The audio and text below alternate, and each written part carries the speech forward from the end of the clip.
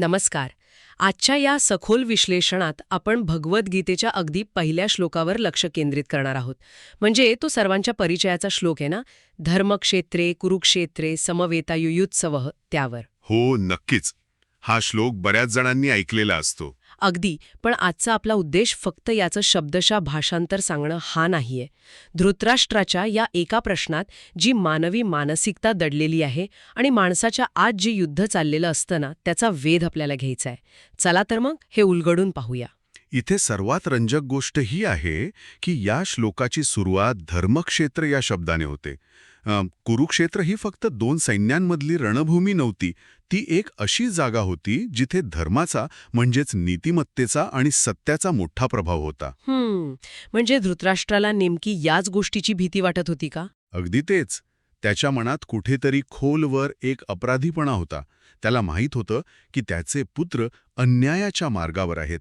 मग ह्या पवित्र भूमीच्या प्रभावामुळे त्यांच्यात काही बदल तर होणार नाही ना, किंवा युद्धाचा निकाल धर्माच्या बाजूने तर लागणार नाही ना, ही असुरक्षितता त्याच्या प्रश्नातून दिसते. आणि हीच असुरक्षितता पुढे मामकाः आणि पांडवाश्चैव या शब्दांतून अधिक स्पष्ट होते. म्हणजे बघा ना, तो स्वतःच्या मुलांना माझे पुत्र म्हणतोय आणि पांडवांना वेगळं काढतोय. खरे, तिथे तो एकाच कुटुंबातील दोन गटांमध्ये स्पष्ट रेषा ओढतोय. हा जो भेद आहे तो त्याचा पक्षपात उघड करतो.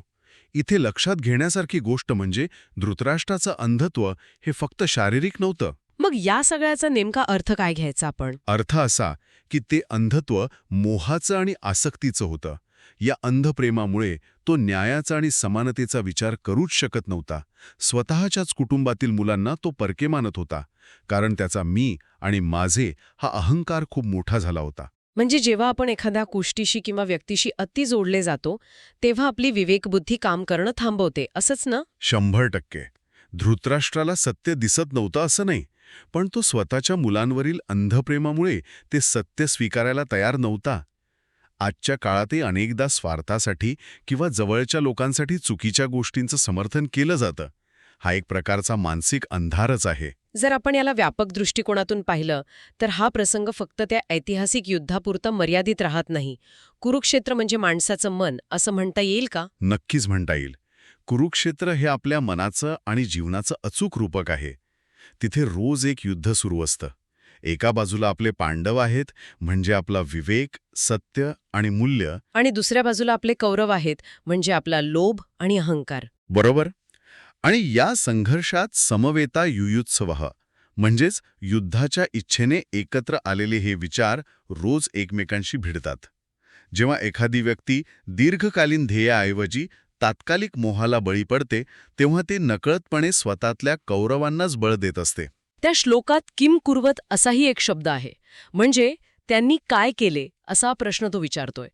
युद्धभूमीवर सैन्य समोरासमोर उभं असताना ते युद्धच करणार आहेत हे उघड आहे, तरीही हा प्रश्न का? कारण ती त्याची प्रचंड मानसिक अस्वस्थता आहे. जेव्हा माणूस आतून चुकीचा असतो तेव्हा तो सतत परिणामांची चिंता करत असतो.